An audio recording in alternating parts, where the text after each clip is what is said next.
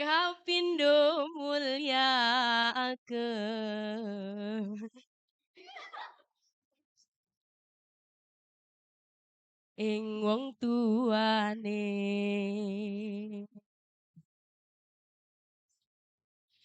Alamate ana oleh ibu bapak badane mukmin anu ing syariat.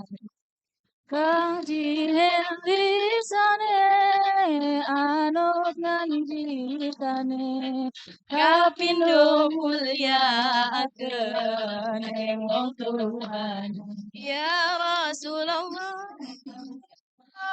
salamun alaik ya rafi'a syani wa darati ya jiratal alami ya uhailal judi wal karam. Kaping telu asih ing bocah cilik-cilik uga marang sedulur uga gawe becik. Kaping telu asih ing bocah cilik-cilik uga marang sedulur ingkang gawe becik. Kaping papat ngamal anut ing ilmune ati tanggung jawab ora ngawurane.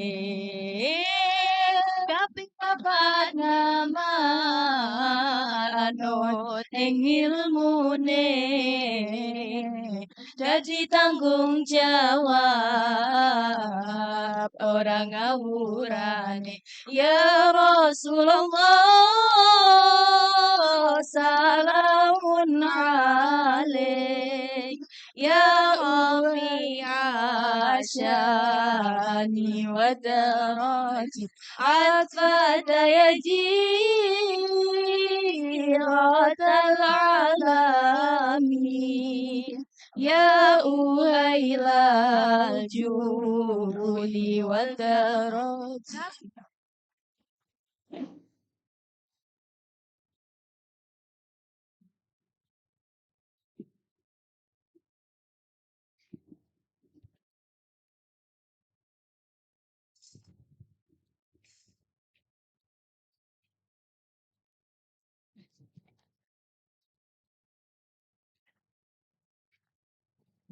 مرحبا يا شهر رمضان يا شهر صيام مرحبا يا شهر رمضان يا شهر صيام شهر رمضان يا شهر صيام مرحبا يا شهر رمضان ya syahra siyam selamat datang Ramadan bulan penuh ampunan selamat datang Ramadan bulan penuh ganjaran marhaban ya syahra Ramadan ya syahra siyam marhaban ya syahra Ramadan ya syahra siyam mari kita menyambut dengan hati gembira mari kita menyambut dengan hati bahagia marhaban ya syahra Ramadan ya syahra siyam marhaban ya syahra Ramadan ya syahra siyam Allah jadikan Ramadan bulan penuh berkah Allah jadikan Ramadan bulan penuh rahmah مرحبا يا شهر رمضان يا شهر صيام مرحبا يا شهر رمضان يا شهر صيam perbanyaklah ibadah jangan lupa sedekah perbanyaklah tadarus jangan lupa sholawat marhaban ya syahr Ramadan ya syahr siyam marhaban ya syahr Ramadan ya syahr siyam selamat datang bulan yang siang harinya mulia selamat datang bulan yang malamnya pun mulia marhaban ya syahr Ramadan ya syahr siyam marhaban ya syahr Ramadan ya syahr siyam nafas dan tidur kita pun mendapat pahala dosa pun diampuni doa pun diterima marhaban ya syahr Ramadan ya syahr siyam مرحبا يا شهر رمضان يا شهر صيام مرحبا يا شهر رمضان يا شهر صيام مرحبا يا شهر رمضان يا شهر صيام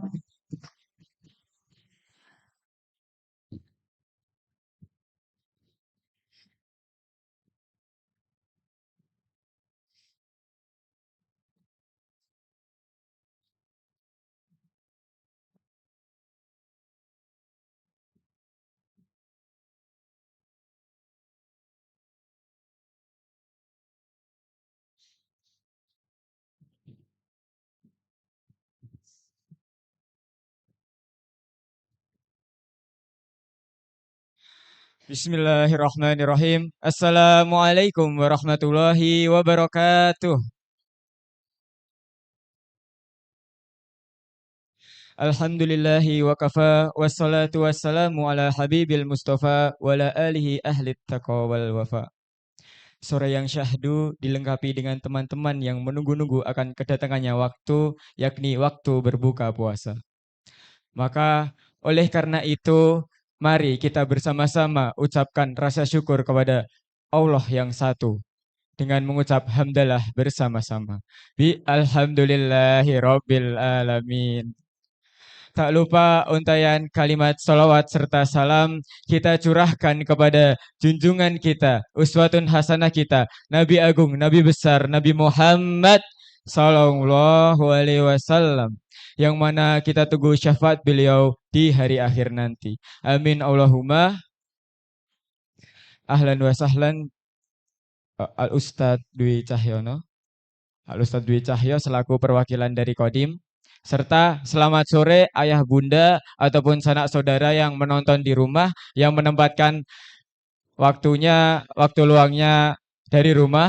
Serta selamat sore teman-temanku yang solih solihah. Amin Allahumma. Amin. Solih solihah semuanya kan? Coba tepuk anak soleh.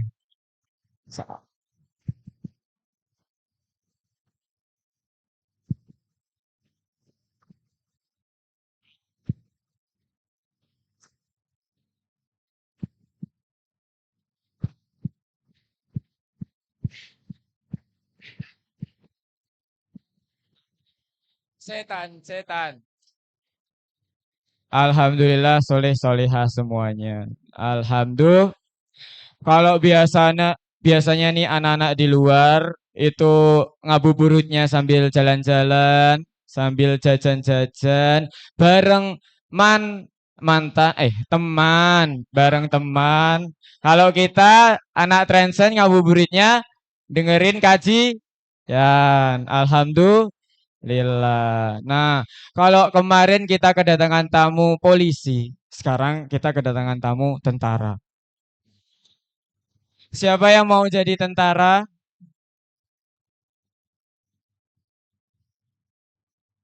Kalau tentara itu kan mengamankan negara ya. Nah, negara aja diamanin, apalagi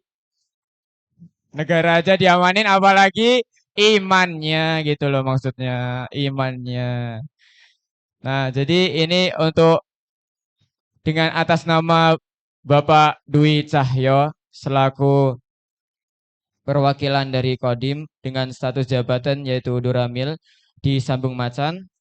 Nah, lalu untuk tema kajian petang pada sore hari ini adalah melawan penjajahan di era modern. Siapkan buku tulisnya, siapkan otaknya, siapkan akalnya, karena perut boleh kosong, tapi hati dan akalnya harus tetap terisi.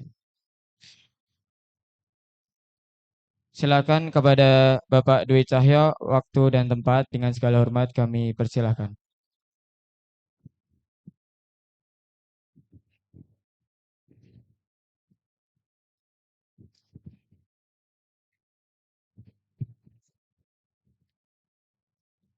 Tes. Assalamualaikum warahmatullahi wabarakatuh.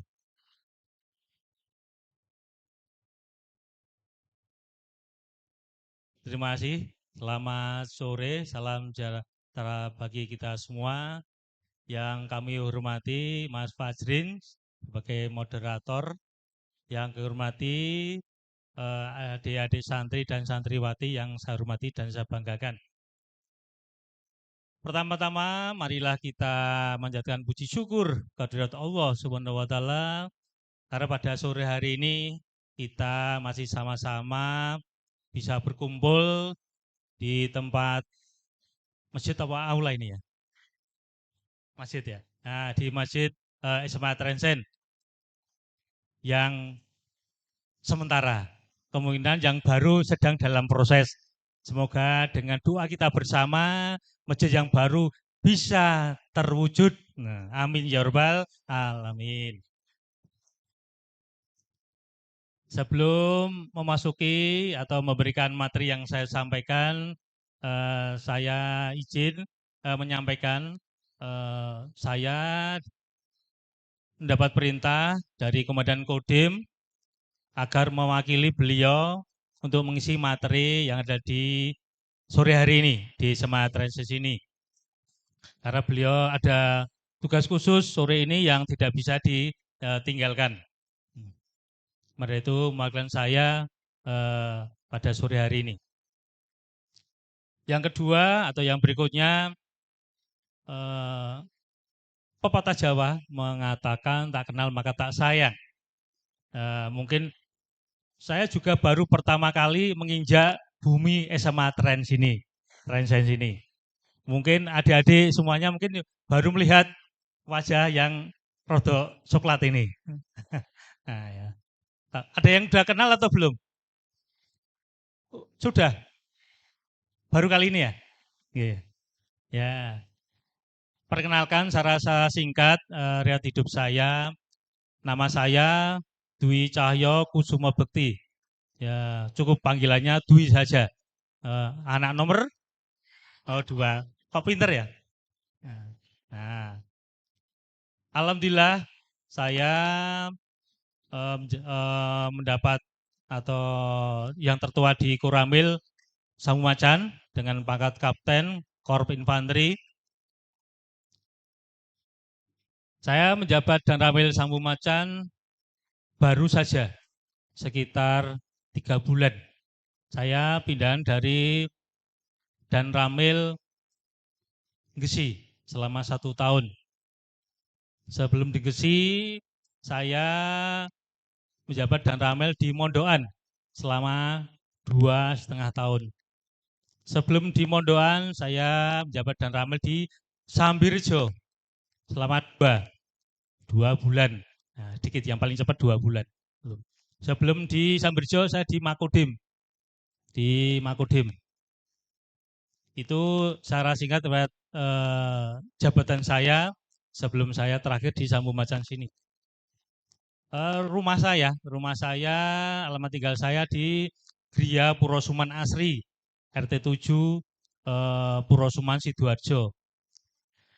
Tepatnya di perempatan Nguwer, maju lagi ke selatan sekitar 100 meter, ada SMP 1 Sidoarjo. Itu di belakangnya ada perumahan. Nah, itu sarang saya di situ. Nah, itu. Yang penting bisa berteduh, dari panas dan hujan. Mungkin ada yang sudah tahu perumahan itu di mana, udah tahu? Enggak ada ya? Ini santri-santriwati yang di Sragen rumahnya mana aja kira-kira ini? Yang paling dekat?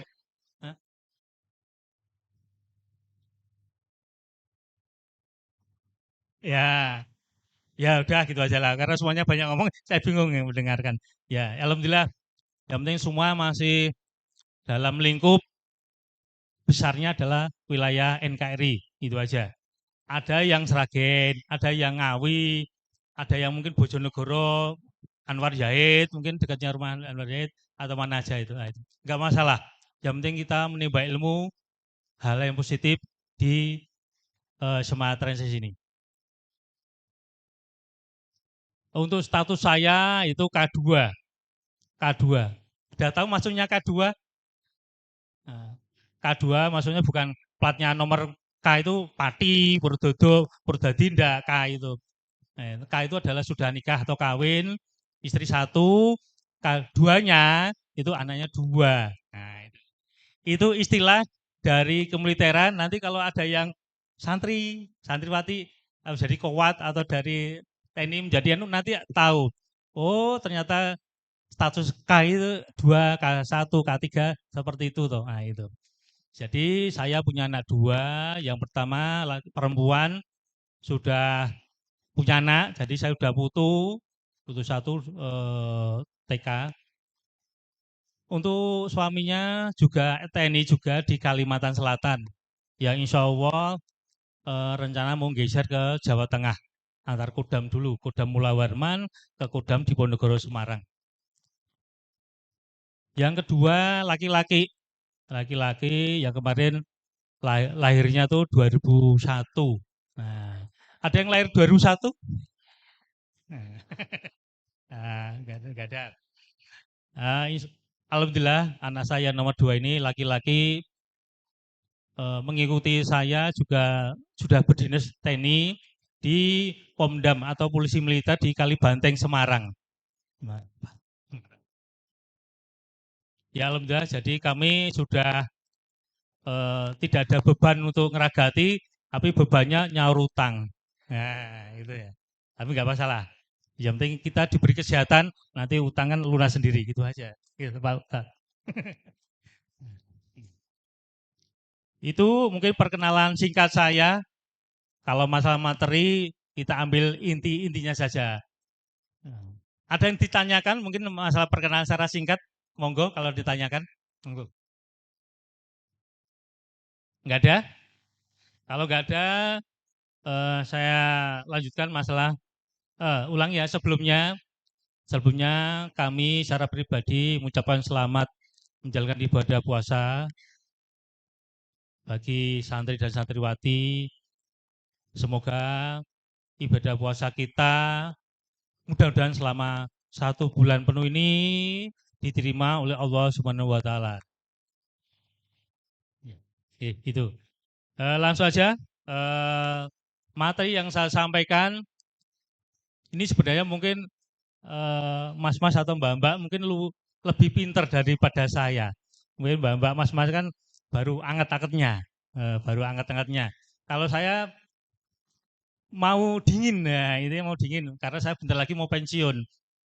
Mau pensiun berarti saya paling ke sawah, nyangkul dan sebagainya. Kalau adik-adik semuanya jenjangnya masih panjang sekali, masih panjang. Silakan cita-cita sesuai dengan masing-masing, silakan dipersiapkan sedini mungkin.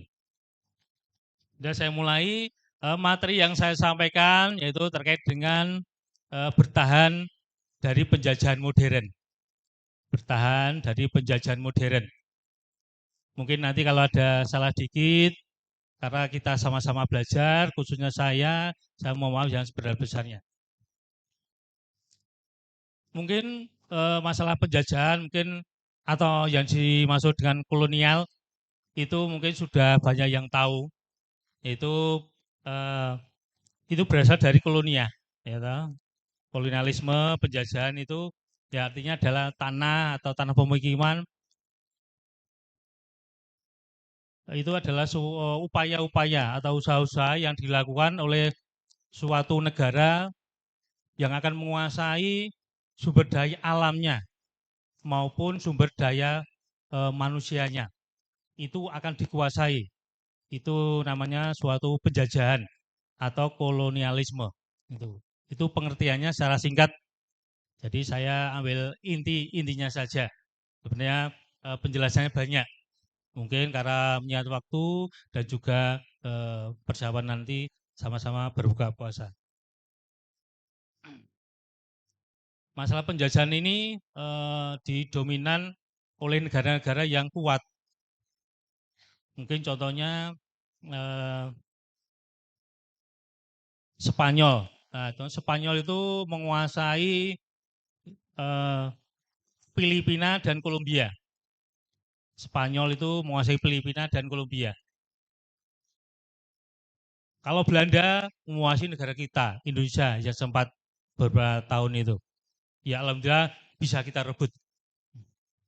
Kemudian Inggris itu Semenanjung Malaya dan India. Itu contoh saja masalah penjajahan suatu negara kuat menguasai negara-negara yang termasuk kecil atau mau berkembang. Kemudian bentuk-bentuk apa saja yang di dalam era modern ini. Ini ada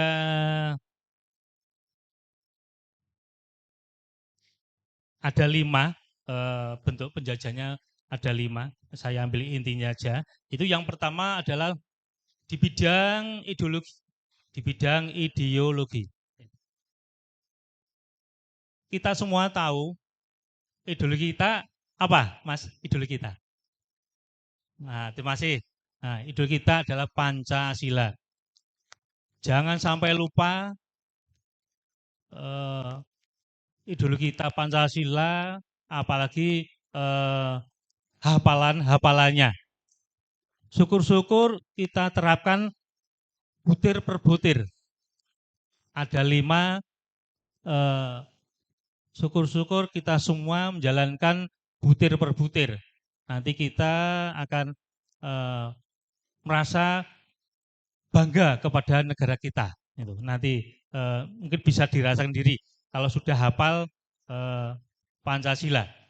Semoga yang ada di depan saya ini hafal semua ya. Nah, hafal. Walaupun mungkin tidak saya tunjuk, ya, mungkin ya dapatlah. Tapi mulai sekarang kalau ada yang lupa atau belum hafal, mari mulai sekarang kita hafal. Tidak ada kata-kata terlambat. Tidak ada kata terlambat. Yang penting kita mau belajar.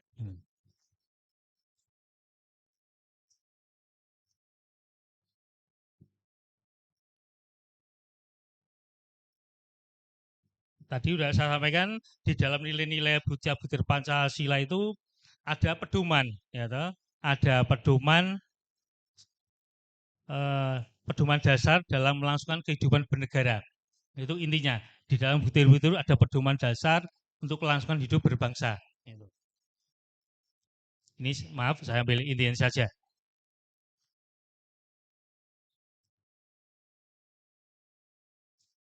Maka itu apabila ada dari luar, mungkin liberal, mungkin dari negara lain yang mau menggoyangkan, merubah Pancasila, itu sampaikan saja. Karena Pancasila apabila dirubah akan merubah kehidupan bangsa Indonesia. Itu di dalam buku mungkin masih anget-angetnya Mas dan Mbak. Dalam buku dulu itu disampaikan apabila merubah Pancasila akan merubah semua tatanan kehidupan berbangsa dan bernegara.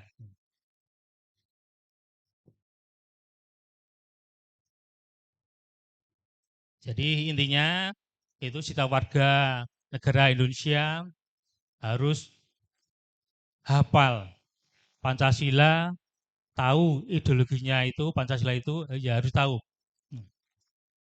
Syukur-syukur mengartikannya. Itu bidang ideologi. Kemudian yang kedua bidang sosbud atau sosial budaya. Sosial budaya.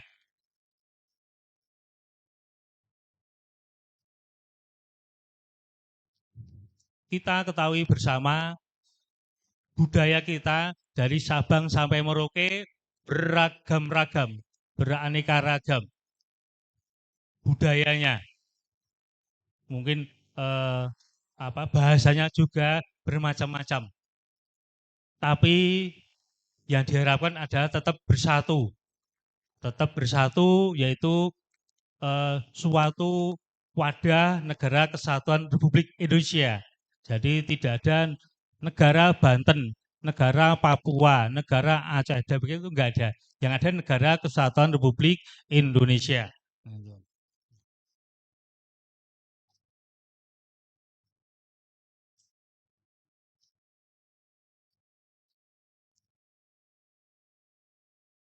Jadi globalisasi dapat memicu masuknya gaya hidup individualisme. Nah, masuknya globalisasi mungkin dari luar. Dari luar itu bisa merubah kehidupan kita atau budaya kita. Contoh kita terkenal budaya Timur yang mungkin menjunjung tinggi atau sopan santun, ramah tamah, itu adatnya budaya Timur. Kalau budaya Barat mungkin sudah tahu semua, itu serba ya nyun sewu, mungkin enggak diatur atau nyun sewu uraan semaunya sendiri. Nah intinya itu. Jadi tidak ada yang ngarang. Apalagi di Barat sana, ya sekali lagi nyun sewu masalah sopan santun nggak ada hukumnya mungkin. Nah, kalau kita kan seperti di Bali aja, orang Barat ke Bali seperti di negara sendiri, artinya ya kena apa itu namanya cantang atau apa itu yang keamanannya Bali sana ditegur, disampaikan secara halus. Nah, kalau tetap ngeyel ya silakan ke tingkat hukum. Karena budaya kita sama budaya Barat tuh berlainan.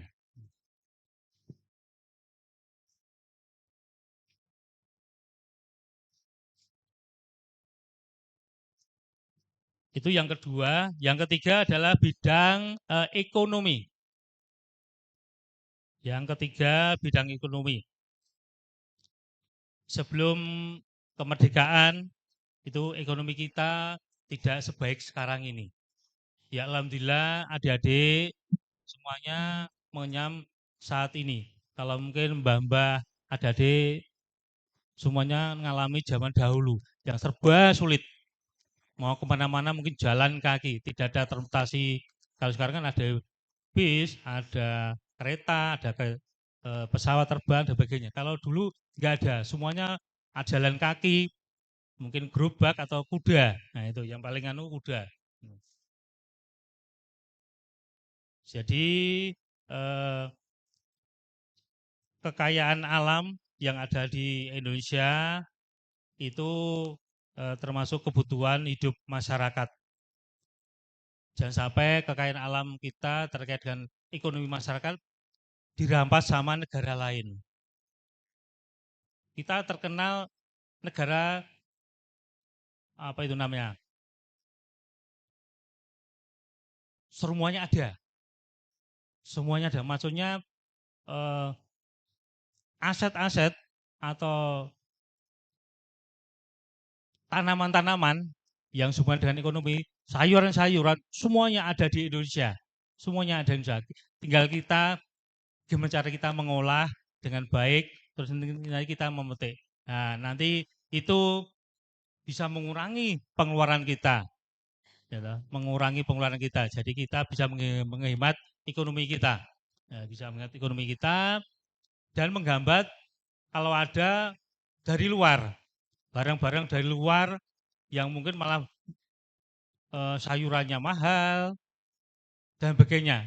Hanya kita mungkin kalau yang punya uang nggak masalah, tapi yang nggak punya uang ini yang repot.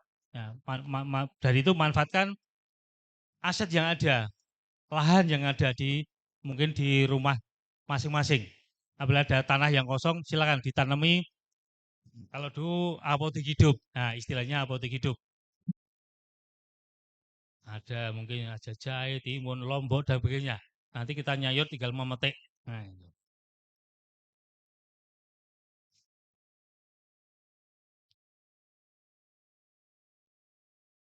Jadi upayakan jangan sampai perusahaan-perusahaan atau PT-PT dari negara lain, negara besar itu masuk ke Indonesia. Nanti kalau masuk ke Indonesia nanti akan mempengaruhi bisnis lokal yang di Indonesia. Akan mempengaruhi. Gitu. Yang tadi saya sampaikan mempengaruhi kalau yang punya uang langsung beli, uang beli, tapi yang nggak punya itu kita nggak nanam, nggak punya uang, akhirnya repot. Nah, jadi bisnis lokal ini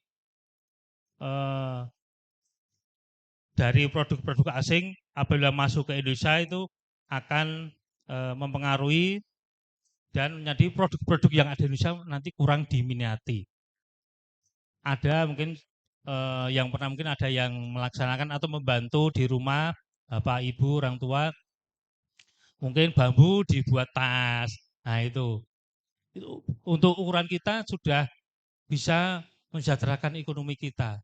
Nah, tapi kalau sudah punya uang ada barang dari luar bagus beli. Nah itu jadi mempengaruhi barang-barang lokal yang ada di Indonesia. Nah, dari itu mari kita cintai produk-produk Indonesia. Itu terkait dengan bidang ekonomi. Yang keempat adalah bidang pendidikan. Yang keempat adalah pendidikan. Di era modern seperti ini, rakyat Indonesia memiliki hak yang sama terkait dengan pendidikan. Namun, lain dapat zaman penjajahan dulu. Hanya orang-orang tertentu saja yang bisa mengenyam pendidikan. Jadi zaman dahulu itu serba sulit, jadi hanya mungkin orang-orang tertentu atau yang sedikit mempunyai usaha, punya aset yang bisa mengenyam pendidikan. Kalau sekarang upayakan pendidikan itu merata, hak yang sama.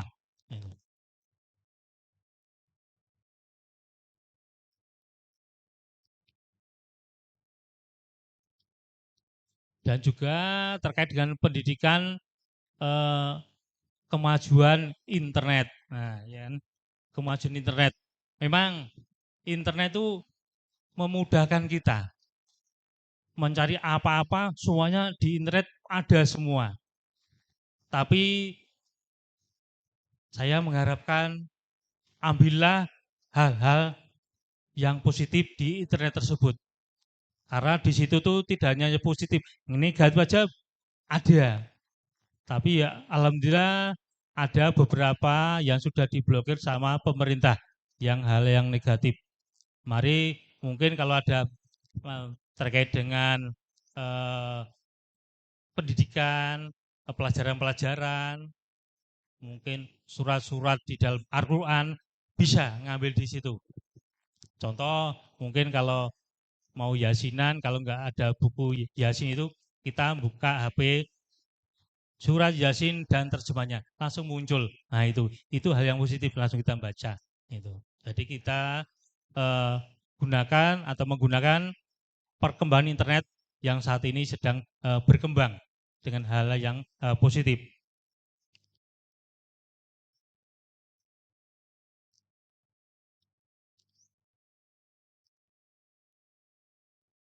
Kemudian yang kelima atau yang terakhir ini ada yang betul-betul yang terakhir adalah upaya persatuannya. yaitu upaya persatuan. Kemajuan zaman pada zaman penjajahan, masyarakat sudah dibutuhkan dalam persatuan dan kesatuan. Dan bukti apa? Para pendalu-pendalu kita, senjata kita hanya apa? Bambu, runcing. Penjajah kita, negara lain, ada tank, ada meriam, ada pesawat, dan sebagainya. Kenapa kita kau bisa mengalahkan? Nah itu. Walaupun kita korban jiwa, raga, harta, dan sebagainya.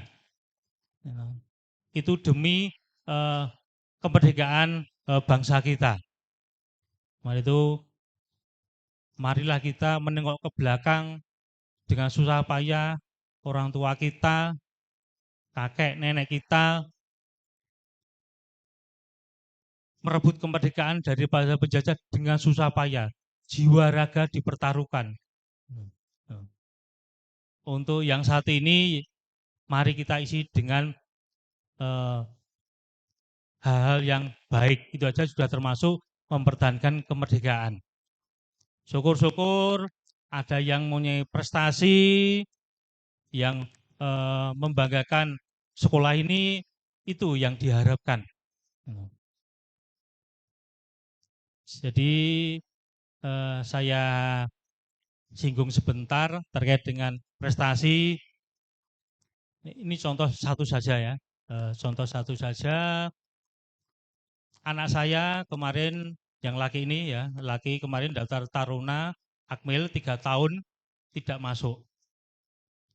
Karena di taruna itu harus semuanya tuh intinya harus pinter intinya.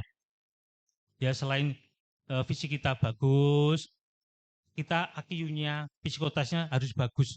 Karena keluaran dari Akmil ada seorang pemimpin, ujung-ujungnya sampai Panglima TNI, Jenderal Bintang 4 itu. Jadi yang utama kan ada IQ. Ya, mungkin selama 3 tahun itu anak saya belum diberi rezeki, selalu gagal 3 tahun, akhirnya yaudahlah daripada mengandalkan yang belum tentu, coba sekali untuk Bintara, mendaftar Bintara sekali. Alhamdulillah daftar sekali, Bintara langsung masuk. Dan alhamdulillah juga anak saya sedikit mempunyai prestasi dalam bidang olahraga, khususnya olahraga tenis. Ini contoh aja ya, mungkin kalau ada yang prestasi bidang lain ya silakan dikembangkan. Karena di dalam kemarin pendaftaran Bintara itu ada yang dari pondok pesantren, itu Mas Badrin ada. Jadi persyaratannya ada yang diutamakan dari pondok pesantren. Jadi Bintara pondok, nah dari Ponpes ada itu. Jadi kemarin anak saya alhamdulillah bisa olahraga tenis, ada juara tingkat nasional. Jadi piagam-piagam yang dari Kabupaten Dignas Sragen yang juara 1 diperlihatkan atau saya lampirkan di dalam surat pernyataan di surat pendaftaran itu. Ya alhamdulillah sekali Mas daftar Bintara langsung masuk. Ya memang berarti rezekinya memang di Bintara itu. Itu salah satu contoh. Jadi kalau ada mas-mas dan mbak-mbak yang punya prestasi bidang agama lebih bagus, karena di dalam tadi saya sampaikan itu ada, apabila ada yang berminat, maksudnya yang mau daftar kowat atau yang caba, yang untuk lakinya itu ada. Yang diutamakan dari pondok pesantren ada. Nanti bisa dilihat di internet, ada pendaftaran tahun 2004 apa-apa saja ada, persyaratannya apa-apa ada semua di situ. Jadi sekarang ini zamannya zaman internet, tidak dipakai kertas atau ditulis ditempel di koramil, tempel di ini, enggak. Sekarang jarang, langsung lewat internet. Dan daftarnya juga langsung kepada contoh di Agendam Solo atau langsung di Agendam Semarang itu. Jadi langsung yang bersangkutan yang melaksanakan. Itu sedikit intermezzo terkait dengan prestasi tadi. Sekarang menginjak, mungkin sebelum saya teruskan mungkin ada yang ditanyakan. Ada? Nah, kalau nggak ada ya enggak apa. Nanti bisa bila ada. Sekarang bentuk-bentuk apa saja penjajahan modern ini? Itu bentuk-bentuknya itu ada 8. Bentuk-bentuknya ada 8. Itu yang pertama adalah ekonomi global dan dominasi perusahaan multinasional. Nah, ini memang di dalam penjajahan di era modern ini memang sedikit agak mungkin kalimatnya rodok tinggi, ya, kalimat agak tinggi. Jadi penjajahan ekonomi modern ini didominasi oleh perusahaan yang multinasional yang bisa mengendalikan sumber daya dan pasar modal. Terutama negara-negara atau perusahaan-perusahaan yang kuat. Negara-negara dan perusahaan-perusahaan yang kuat. Itu yang bisa mengendalikan. Perlu kita ketahui bersama negara kuat seperti adidaya itu Amerika itu kan bisa mengendalikan. Itu. Contoh seperti yang lain mungkin ada lagi negara-negara adidaya yang lain. Jadi intinya ekonomi global dan dominasi perusahaan multinasional ini saya ambilnya yaitu intinya adalah kita semua harus bisa mengolah sumber daya alam yang kita punyai yang sangat luas dan beraneka ragam. Kita di tanah kita masa Arab mau dijajah sama negara lain, terus kita sebagai pekerja, terus upahnya sedikit lagi. Nah itu seperti kita tuh di negara sendiri, di tanah sendiri, tapi malah seperti budak. Nah itu. Maka itu kita harus bisa mengolah sumber daya alam khususnya yang ada di negara kita harus bisa. Itu. Jangan sampai mencegah perusahaan atau negara-negara besar masuk ke Indonesia. Itu intinya. Yang kedua yaitu neokolonialisme melalui hutang dan keuangan. Neokolonialisme melalui hutang dan keuangan. Itu beberapa negara berkembang itu banyak yang terjerat terkait hutang. Dari mungkin seperti kita Indonesia hutang ke Cina, hutang kemana itu. Nah, dari itu kita harus bisa mengurangi hutang luar negeri. Jadi intinya kita sebagai pelindung bangsa ini, melindungi dari bangsa-bangsa yang mau menjajah bangsa kita, itu harus bisa mengendalikan ekonomi kita agar tidak terjerat hutang kepada luar negeri. Itu intinya. Yang ketiga yaitu intervensi militer dan kepentingan geostrategis. Nah, di sini disampaikan intervensi ini menjadi bentuk penjajahan modern juga. Negara-negara kuat itu sering campur tangan untuk kepentingan ekonomi dan geostrategisnya mereka. Nah, saya ambil intinya aja, jadi intinya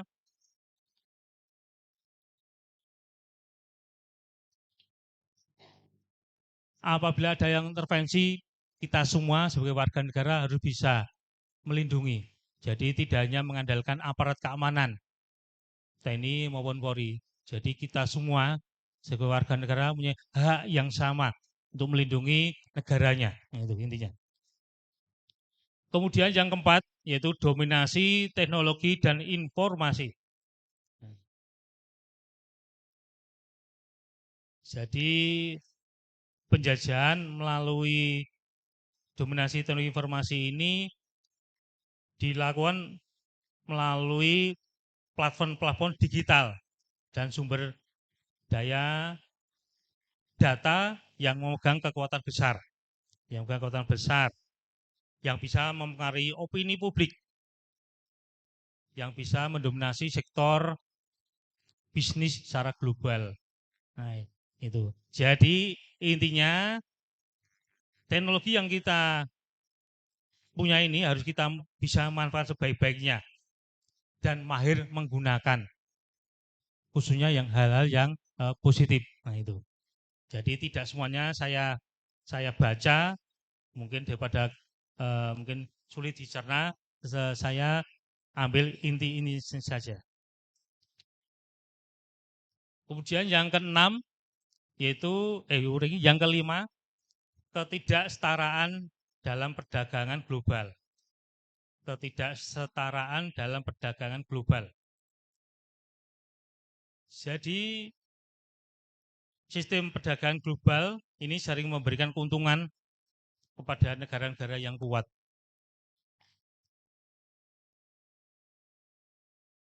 Dan subsidi di negara-negara itu dapat merugikan negara-negara yang berkembang. Jadi kita harus tahu kita Indonesia adalah negara yang berkembang. Negara yang berkembang hampir mendekati negara yang maju. Masih negara yang berkembang. Jadi intinya sebagai negara yang berkembang, kita harus bisa menyaingi negara-negara yang maju. Harus bisa. Maka itu kita manfaatkan sumber daya alam, sumber daya manusia yang ada di wilayah kita. Intinya itu. Kemudian yang keenam yaitu penjajahan budaya dan identitas. Nah, penjajahan budaya dan identitas.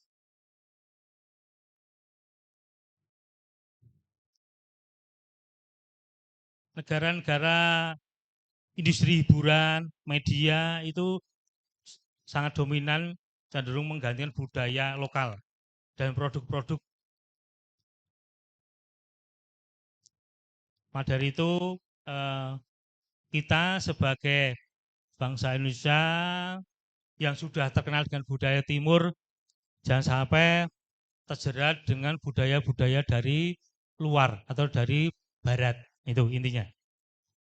Kemudian yang ketujuh, yaitu perubahan iklim dan eksploitasi sumber daya alam. Ini juga merupakan suatu bentuk penjajahan dalam era baru atau era modern.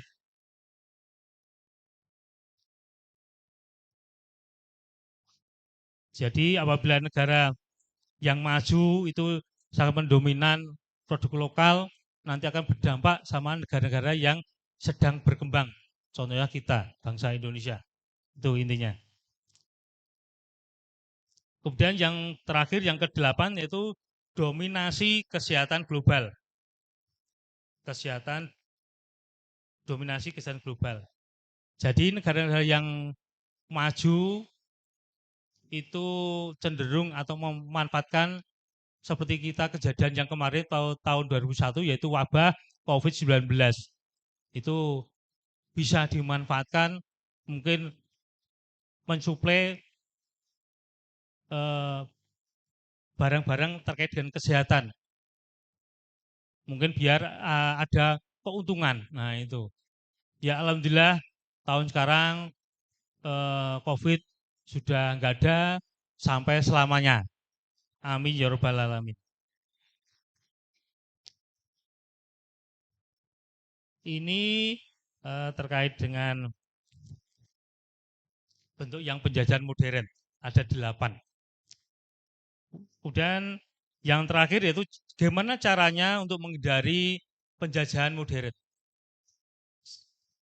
Caranya menghindari terjadinya penjajahan modern. Ini seperti rangkumannya. Nah, rangkumannya atau inti sari dari materi yang saya sampaikan pada sore hari ini. Itu ada 7. Yang pertama yaitu melestarikan budaya Indonesia yang beragam. Nah, tadi sudah saya sampaikan dari ujung Sabang sampai Merauke beragam-ragam budaya.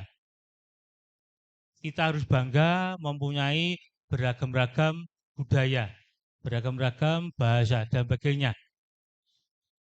Tetap kita junjung persatuan dan kesatuan, jangan sampai ada perpecahan di antara kita.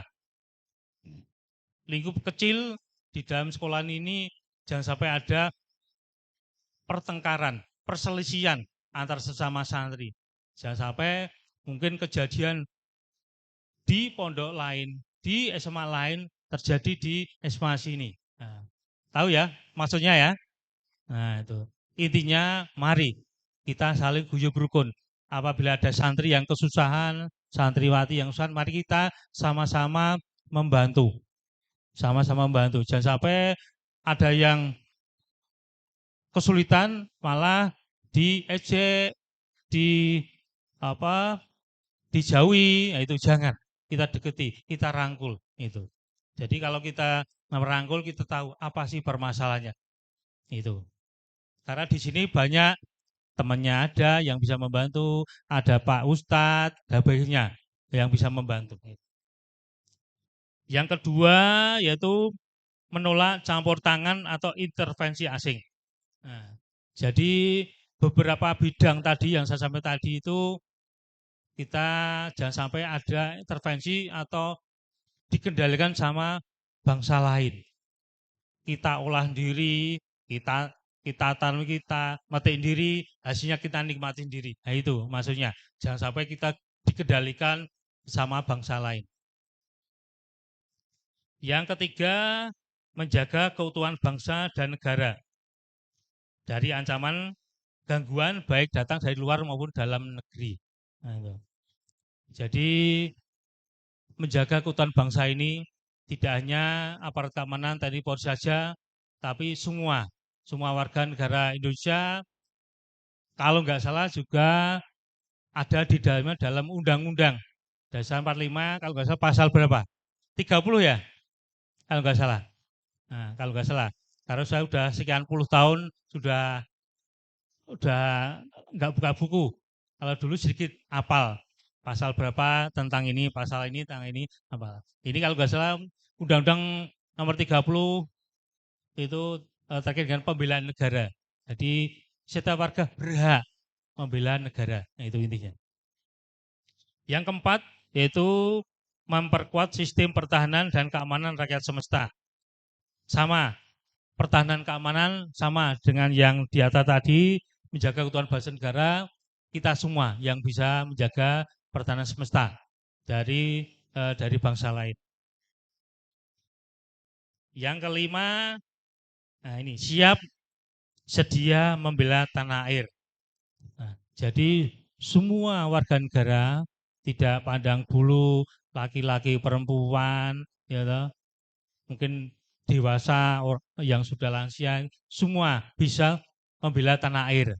Apalagi adik-adik sekarang sebagai generasi penerus yang jenjangnya masih panjang sekali. Itu.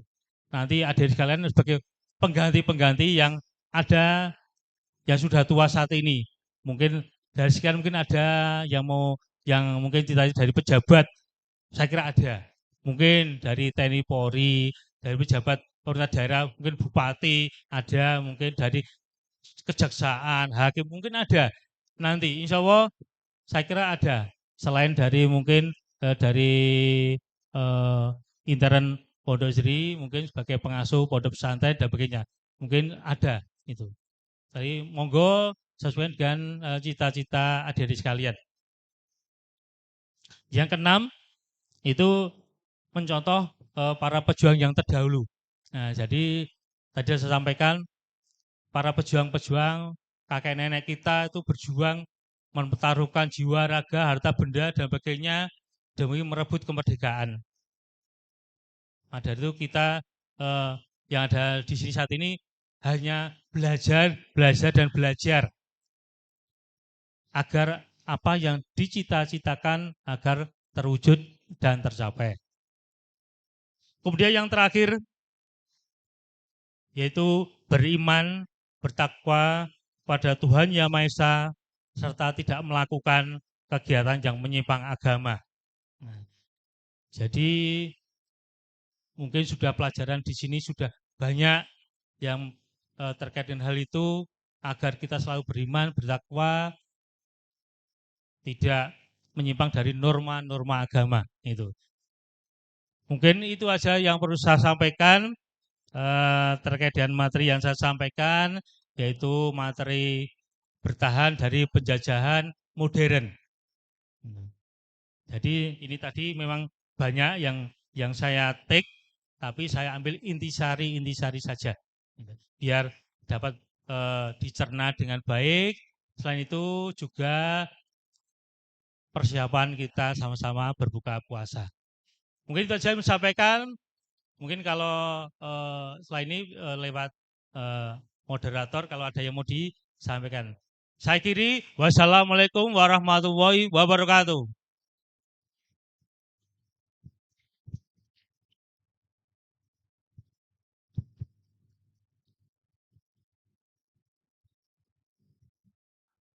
Gimana? Pusing? Maka teman-teman generasi Z ya, untuk melawan penjajahan di era modern diperlukan evaluasi di penjajahan di masa lampau. Maka sejarah itu ada bukan untuk menyerah, tapi sejarah itu ada untuk koreksi agar hidup kita makin terarah. Tepuk tangan dulu.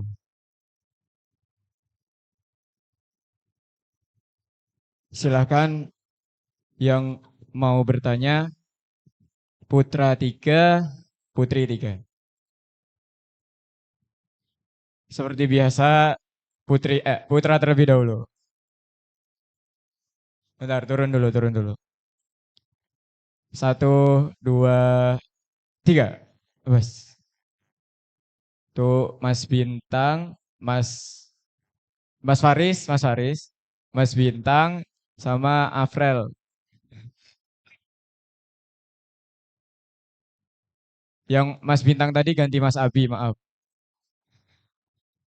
Mas Faris, Mas Abi, sama Afril.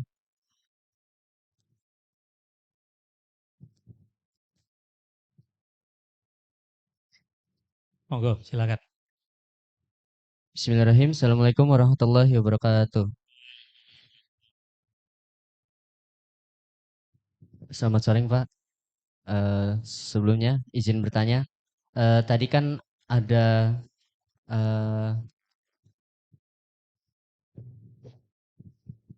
yang untuk masuk menjadi calon taruna itu ada yang lewat lulusan pondok pesantren. Nah itu mengapa Pak? Dan yang kedua, saya ingin tahu rencana di bagian kiri atas yang kotak berwarna-warni itu tanda apa Pak? Iya. Sekian, terima kasih. Assalamualaikum warahmatullahi wabarakatuh. Waalaikumsalam. Oke, terima kasih. Mas siapa namanya Mas? Abi. Abi. Oke, terima kasih Mas Abi. Ya mungkin pertanyaan satu bisa untuk semuanya biar mengetahui. Itu yang pertama terkait dengan penerimaan taruna yang dari pondok. Nah, kemarin dari pimpinan kami itu lewat media juga, media bisa internet atau media televisi itu menyampaikan untuk sementara ini yang bukan dari taruna tapi dari bintara umum yang diutamakan yang dari pondok pesantren apabila ada yang berminat daftar bintara TNI AD itu ya Mas Abi itu bintara TNI bukan taruna itu. Untuk persyaratannya memang saya nggak terlalu hafal, tapi ada. Nanti endingnya mungkin setelah masuk pendidikan, keluar, kan di dalam instansi ada kantor namanya ya. Kantornya ada kantor Bintal. Ada. Bintal itu pembinaan mental atau kerohanian.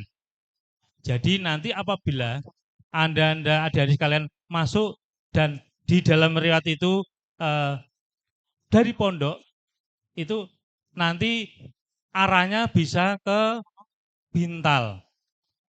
Karena Bintal bisa. Walaupun namanya tentara siap ditempatkan di mana saja, ya Mas ya, baik secara jabatan maupun dinasnya. Dinasnya bisa seluruh Indonesia.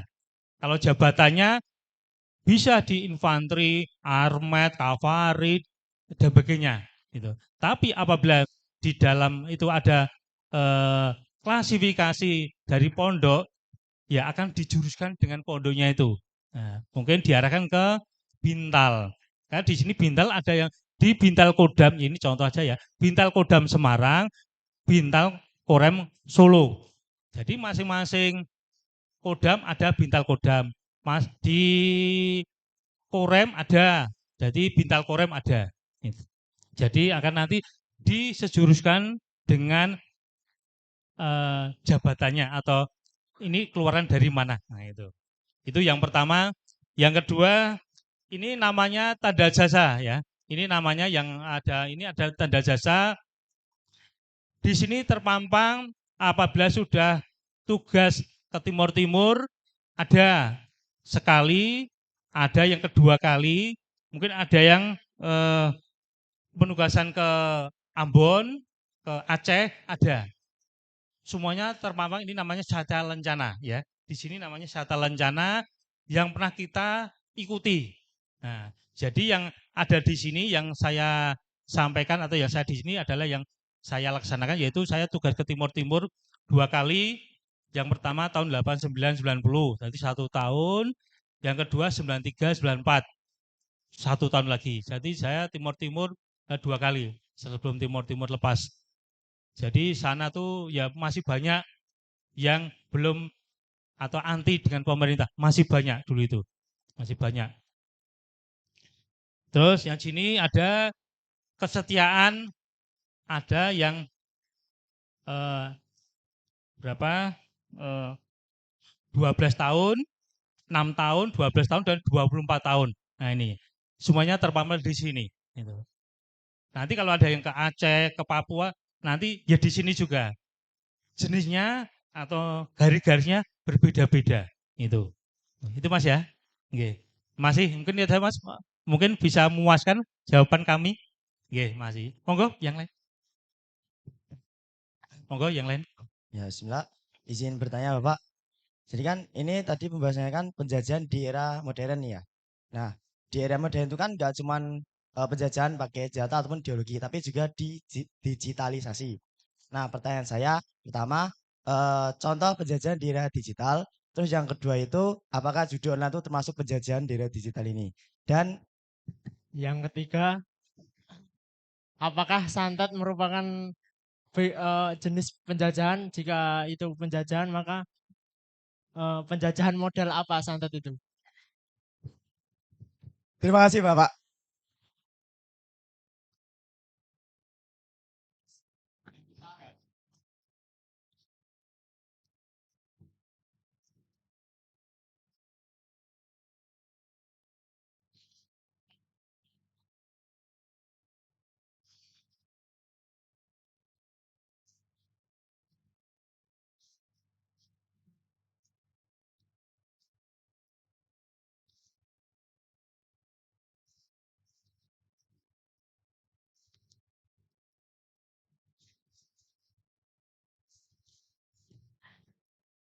Terima kasih. Mas Sinten nggih? Mas Sinten? Dari Mas Faris. Mas Faris. Masih Mas Faris tadi menanyakan ada 3, yaitu contoh penjajahan modern ya. Contoh penjajahan modern yang saat ini. Penjajahan modern ya. Yang kedua judi online, yang ketiga santet. Oke.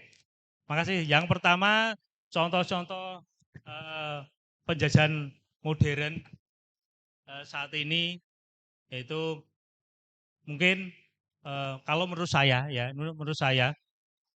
kalau menurut buku bilang saya kurang tahu. Kalau menurut saya untuk contoh penjajahan yang sekarang adalah apabila ada seorang pedagang, mungkin gerobak gorengan lah, sekarang gorengan, itu dengan ekonomi yang pas-pasan, gorengan yang tidak seberapa banyak, jualannya di pinggir jalan, mungkin gerobaknya nyewa, DP-nya, ya kan. Nah, kemudian ada preman. Nah, preman intinya mencari atau minta uang keamanan, biar di situ aman. Nah, jadi antara mungkin pemasukan pedagang itu sama pengeluaran, banyak pengeluarannya untuk ngasihkan preman untuk keamanan. Jadi ini menurut saya adalah satu contoh penjajahan yang saat ini yang dilakukan oleh pedagang gorengan. Itu yang pertama. Itu yang kedua terkait judi online.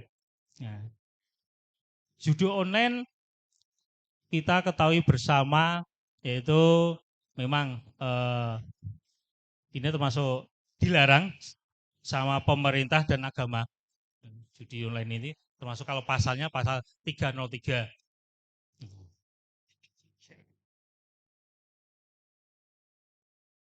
Karena ini judi online tidak hanya merugikan yang beli sendiri, dia sendiri, juga merugikan yang lain. Merugikan yang lain kenapa? Intinya mengajak. Mungkin dengan uang 5.000 bisa menjadi 100.000. Nah, jadi kan judi dia tuku kupon, terus dapat keluar nomornya itu, terus berlipat ganda. Itu mungkin sekali yang orang lain temennya tergiur ikut-ikutan. Wah, enak sekali 5.000 dapat 100.000. Nah, setelah itu coba saya 10.000, blong, luput, nggak dapat. Wah, mungkin besok lagi. Kan besok lagi. Akhirnya numpuk. Nah, jadi ini termasuk penjajahan yang saat ini dengan merugikan tidak hanya diri sendiri, tapi merugikan orang lain. Nah, merugikan orang lain. Jadi selain nanti kita kena pasal 303 dan dihukum di penjara polisi sana, di sel, nah baru kita mungkin bisa menyesal di kemudian. Kemudian yang ketiga santet. Nah, santet ini jelas menurut saya karena ini kan merugikan. Santet kan berarti kan mengarahkan seseorang. Mbah, saya minta tolong si A diginikan, dibuat linglung supaya mungkin tergiur dengan saya. Mbah, nah itu. Dia berarti kalau si Mbah itu intinya dan imbalan, pasti dengan imbalan. Tidak pandang bulu mau baik atau tidak, yang penting ada imbalan, dia laksanakan. Nah, jadi terkait di santet ini saya kira juga termasuk dengan penjajahan yang ada di modern ini, yang saat ini. Karena merugikan orang lain. Mungkin iri juga bisa, dia usahanya lancar, dia tidak lancar, gimana caranya Mbah? Dia usahanya seret atau bangkrut, nah itu berarti kan saling dia merugikan orang lain. Ini yang nggak boleh. Kecuali kalau kita berdoa sama-sama kepada Tuhan Allah SWT, diberi rezeki, diberi kemudahan-kemudahan agar usaha yang dihasilkan bisa lancar dan aman. Nggih. Niku Mas, nggih, Mas Faris nggih. Nggih, matur. Monggo yang lain. Bismillah. Sebelumnya izin bertanya Komandan. Kan masuk militer itu tidak mudah. Lalu bagaimana pendapat Komandan tentang orang yang berusaha sendiri dengan jalur besi malah tidak diterima, sedangkan orang yang menggunakan jalur dalam malah diterima. Mohon pendapatnya Komandan. Terima kasih.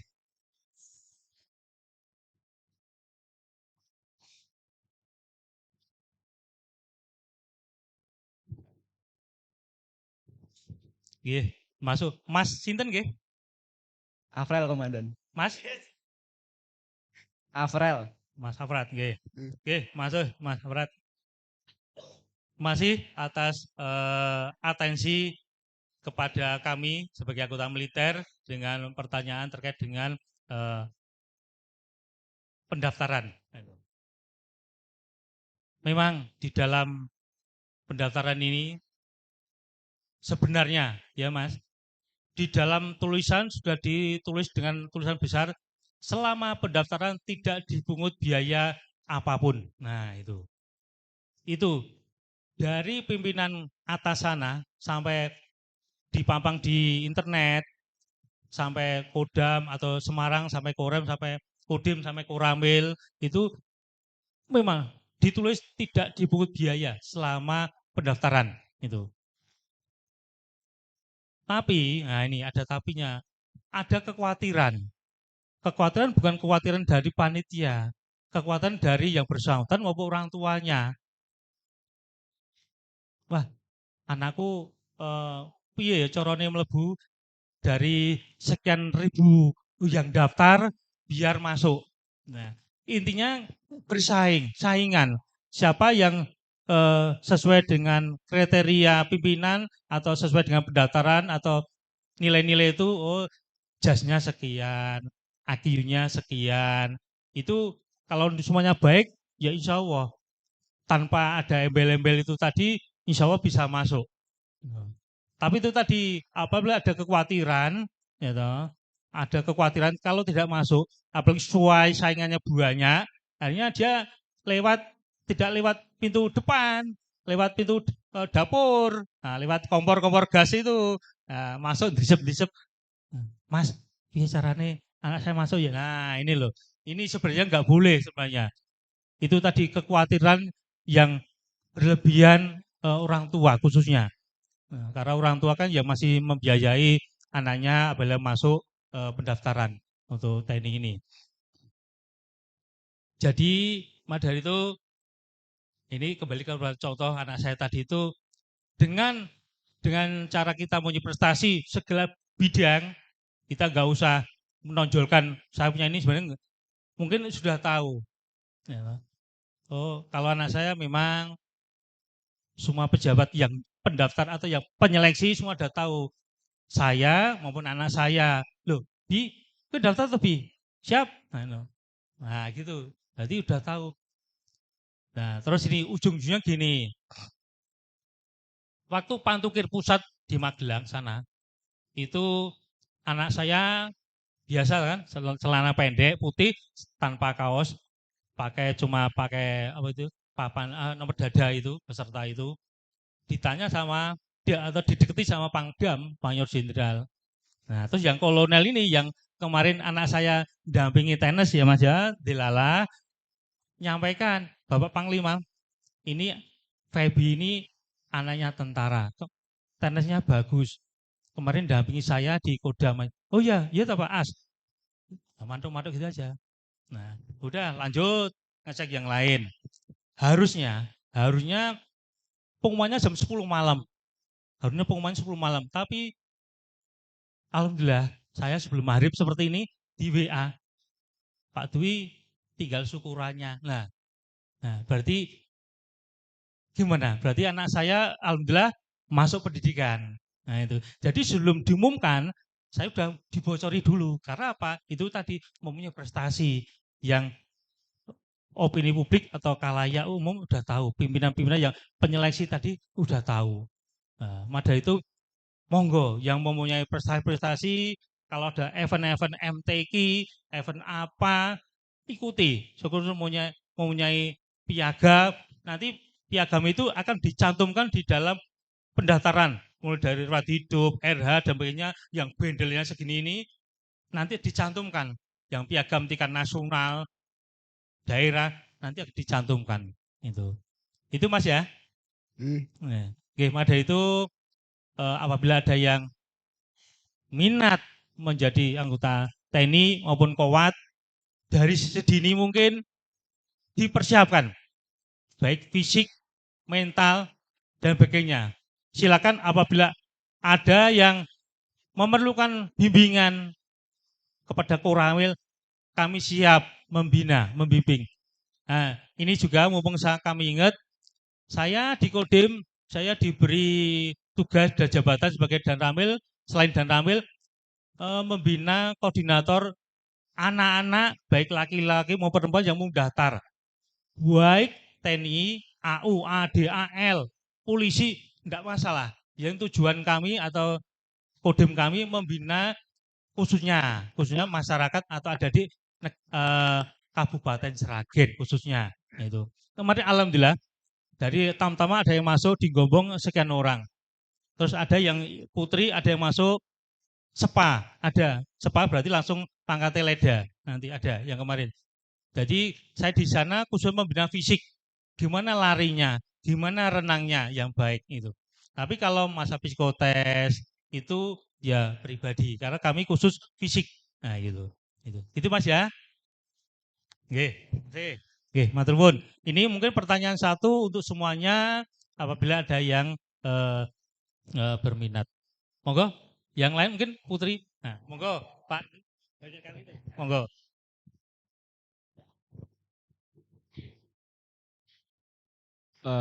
Tangannya bisa diturunkan terlebih dahulu. Saya minta tolong untuk pengurus IPM yang Putri salah satu bisa memantau untuk yang angkat tangan. Nanti bisa dipilih sama pengurus IPM. Terserah mau KDI atau ketuanya.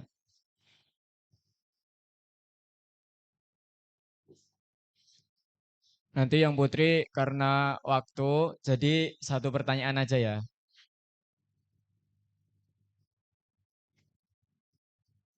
Satu ya, satu.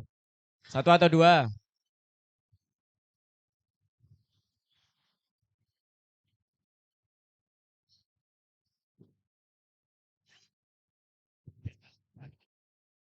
Ya udah berarti dua pertanyaan. Silakan dipantau pengurusnya. Hitungan 3 mundur, 3, 2, 1.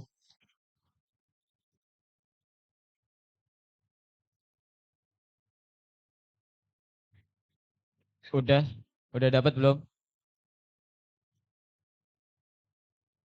Pulang, 3, 2, 1.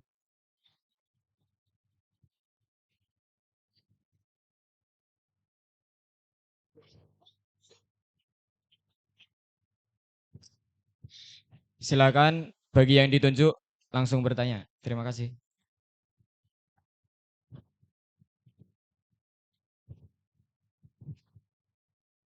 Bismillahirrahmanirrahim. Assalamualaikum warahmatullahi wabarakatuh. Izin bertanya Pak, kan katanya tadi kan Indonesia punya utang. Kalau Indonesia punya utang nanti kira-kira kalau hisap itu yang dihisap presidennya atau yang berhutang atau seluruh rakyat Indonesia yang bakal dihisap itu hutangnya Pak? Sama. Oh iya Pak, sama tambahannya kan di Indonesia itu banyak remaja yang suka Korea, Jepang, sama luar negeri gitu Pak. Terus itu termasuk penjajahan di era modern atau enggak?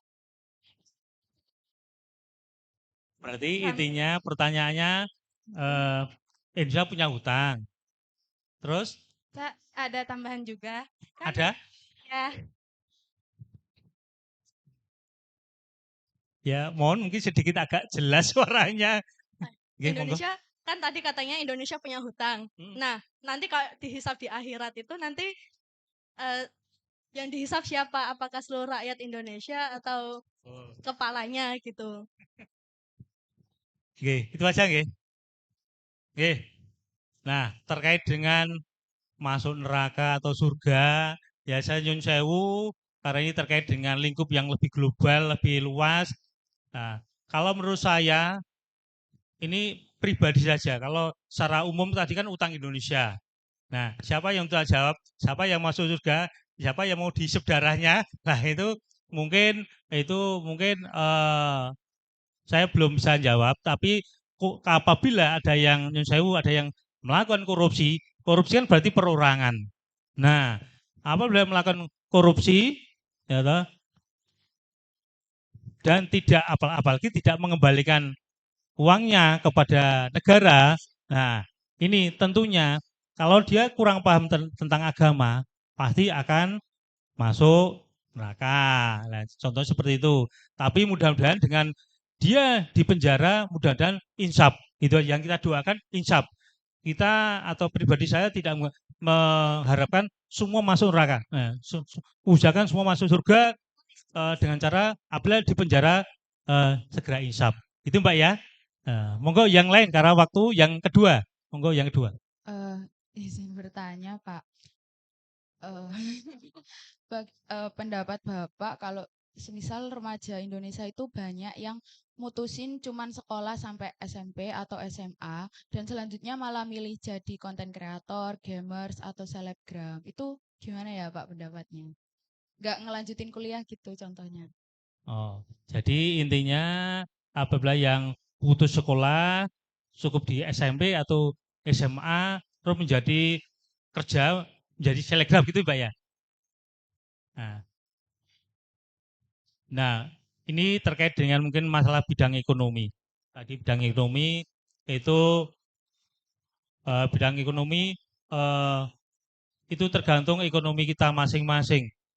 Orang tua kita masing-masing, kadang-kadang kalau mementingkan hidup, makan, akhirnya mengesampingkan pendidikan. Jadi, Mbak, anu ya, jangan sekolah dulu ya, sementara libur dulu, karena ini kita nggak punya biaya. Nah ini, kita kadang-kadang kerebutannya ini, masalah ekonomi rumah tangga masing-masing kita kan nggak tahu. Itu. Nah, terus terkait dengan mau kerjaan selegrap, ya ada memang artis-artis itu bekerja sebagai selegrap menghasilkan uang yang banyak. Tapi ya monggo, apabila itu hal yang positif, monggo. Tapi ada yang perlu kita tahu, kita lihat di televisi ada selegrap menipu. Nah, selegrap merugikan orang banyak. Nah, ini yang kurang baik. Berarti dia melakukan hal yang negatif. Jadi menurut saya selegrap boleh, tapi gunakan kerjaan itu dengan yang baik, dengan positif. Itu Mbak ya. Oke, matur. Monggo Pak Mas.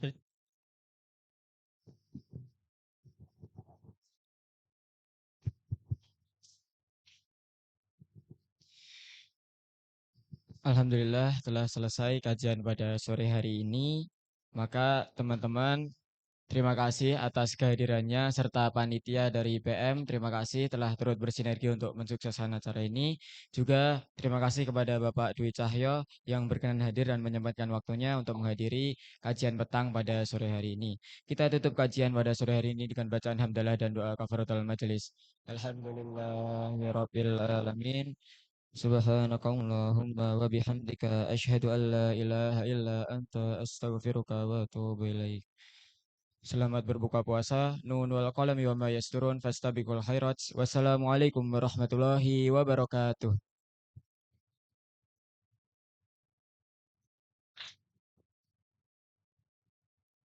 Silakan yang putri bisa meninggalkan tempat.